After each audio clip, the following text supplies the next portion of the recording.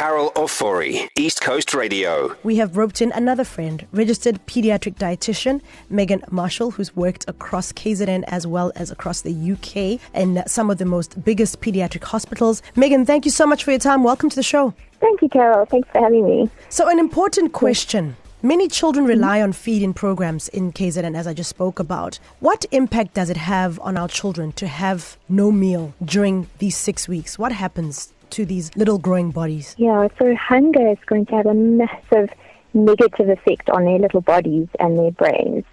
And if we think just like the very short term, so hours, that child has less energy, less focus, and less ability to play. And, play is such an important development opportunity for these children. And then we go into the medium term, so not even long term, Carol, we're talking days that malnutrition starts to develop. And these children are probably already malnourished to start with, hey? Yeah. And that just, we go sort of further down this downward spiral of malnutrition. And that's going to negatively affect their immune systems and slow their growth. And then, when they go back to school, we've got that child that's getting sick more often and is going to struggle with learning even more so now once they're back at school. And that's their life potential. Hey? Yeah.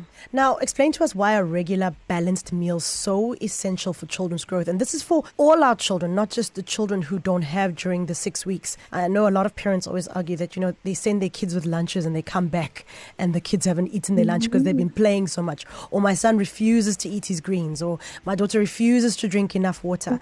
How important is this for our little children? So we often think about food and nutrition as important for our physical health, but it has just as an important role in our mental health. So that child's concentration, focus, and learning potential. All we wish for our children is the best possible future, and nutrition is just so cornerstone. So when we're not meeting those nutritional needs, we're not going to achieve that child's best possible future.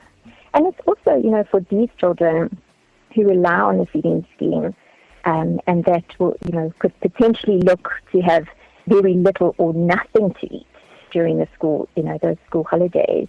That's also the emotional side of it. Like, let's look beyond the physical and brain, development. That not knowing where your next meal is going to come from, the emotional stress, anxiety that causes for that child. No child should have to feel that. Yeah. Look, with our feeding program that we're trying to put together, this Sharing Smiles and Feeding Smiles, rather, we also have in our hamper, for example, seeds and stuff for sustainable, eating, that you can plant that and you can have fresh spinach, fresh whatever growing in your backyard, so that these families can have this. I'm going to throw the last question to you and say, why is it important, do you feel, that KZN just chips in to help? Because we take nutrition and food for granted. And you, as a person who knows the importance of eating from all the major groups and in balanced motion, why is it important for us to just reach into our pockets and help these kids have their meals?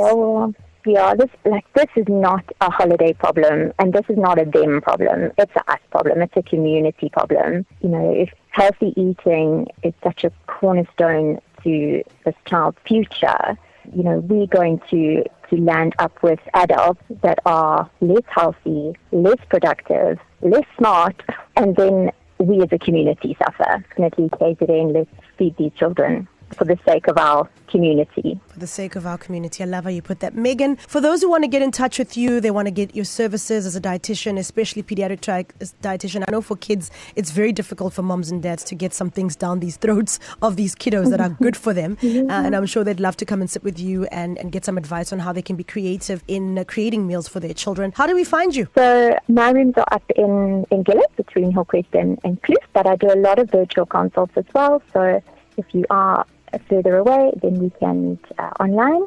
My website is there at www.teenytummies.com. I'd love to help. I love that. Teeny Tummies, which is TeenItummies. So Teeny Tummies. I love it. .com. Fantastic. Thank you so much, Megan, for your time, and thank you for chatting to us. I think you've encouraged more people to take interest in the nutrition of their children, and then also the children of KZN that are going to go without over the next 6 weeks in December when the schools close. So thank you so much for your time. Carol Ofori, KZN's #1 hit music station, East Coast Radio.